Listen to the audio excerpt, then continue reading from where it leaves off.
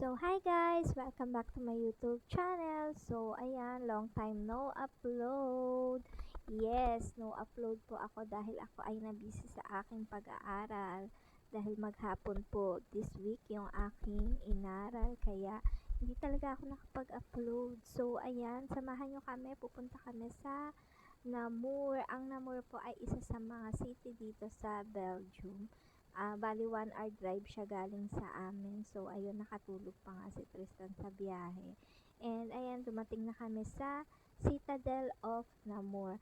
Isa to sa mga tourist spot nila dito, itong teleferic nila. Kaya, dinayo din namin kasi pag winter, naka-close to, hindi sila nag-ooperate. So, pag mga ganitong season, naka-open sila simula ng May. Kaya, ayan, dinayo na namin habang hindi pa masyadong dinadayo ng mga tourist.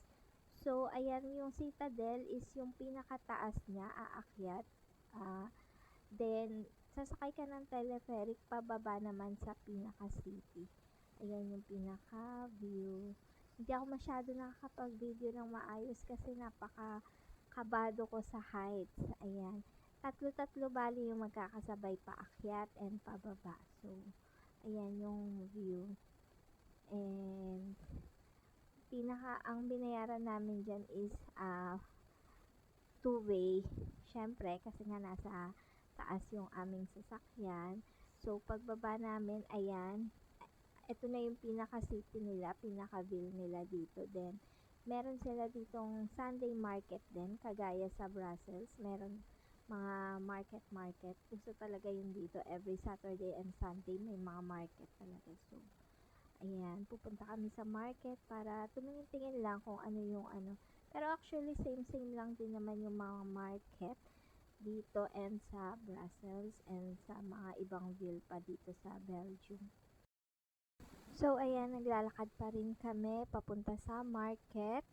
And then, mag-iikot-ikot lang ng kaunti. So, yan, kung nakikita nyo sa taas, ayun, tatlo-tatlo talaga yung teleferic. Hindi siya ganun kataas na as in mataas talaga. Pero, for me, nakakalula rin kasi nga may fear ako sa heights. Wow. Hindi naman totaling fear talaga kasi nga nakakasakay naman ako ng eroplano.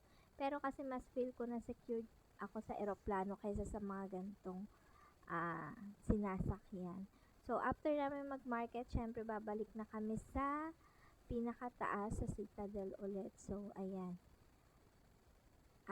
Iniwan nila ako mag-isa sa kabilang side kaya mas natatakot ako. Pero, go pa rin sa pagbe-video para may ma-upload na content. Char. So, ayan yung view. Kahit pa paano nakukuhanan ko na. Kasi pabalik na yan. Kahit pa paano hindi na ako masyadong takot dyan. So, ayan, after nyan, nung nakabalik na kami sa pinakatuktok, Citadel, sa Citadel. Ang cute ng pangalan nila ng ano dito, no, Citadel. Kung alam niyo yung People's Park dyan sa Tagaytay, yung mataas, ganun siya. Pero mas mataas ng kaunti itong nandito sa Namur, sasakay ka ng teleferic, ganun. So, after namin sa Namur, Citadel, pupunta naman kami sa Uy, Citadel of Uy. Actually, kung i-spelling siya ay H-U-Y, kung sa atin sa Pilipinas ay Uy. Pero dito ay babasahin mo ng Uy Citadel, ganyan. So, hindi naman siya kalayuan, malapit lang din siya, kaya pinuntahan na namin. And, same lang din, may teleferic din, ayan, katulad niyan. Pero, itong teleferic na to, mas malaki siya, and mas mababa ang price. Ewan ko, mas okay sa akin tong teleferic na pangalawang sinakyan namin. Kagaya niya na, yung mga tao, nakakagalaw ka talaga. Up to 15 person daw yung capacity nito, kaya mas okay. Nung pababa kami, walang masyadong pasahero ba? Walang masyadong tao, parang 5 lang kami. Tapos may isang stop siya yan, etong middle na yan, yung video na yan. Tapos may restaurant dun sa taas. Makikita mo talaga yung view ng city. Ang ganda rin. Pero hindi na kami nag-stop dyan. Dun kami sa pangalawang stop bumaba. Sa mismong sa city na nila yan.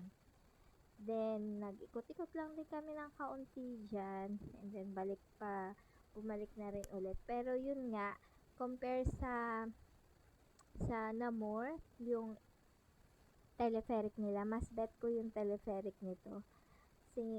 Mas mura. Isang reason is mas mura and mas malaki siya. Nakakagalaw ka talaga. Makakagalaw ka rin naman sa natakot lang talaga ako. Pero parang mas feel ko yung secure ng teleferic na to. Mas maganda talaga siya. Tsaka mas maluwag. So, ayan guys. After nyan, uuwi na rin kami.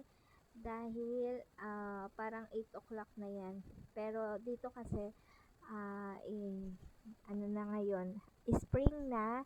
So, yung araw lumulubog siya mga 9 to 9:30 ng gabi. Kaya, kahit medyo gabihin kami sa daan, okay lang kasi maliwanag pa rin siya kahit papano. So, hanggang dito na lang guys. Thank you for watching. Ingat kayo palagi. Bye!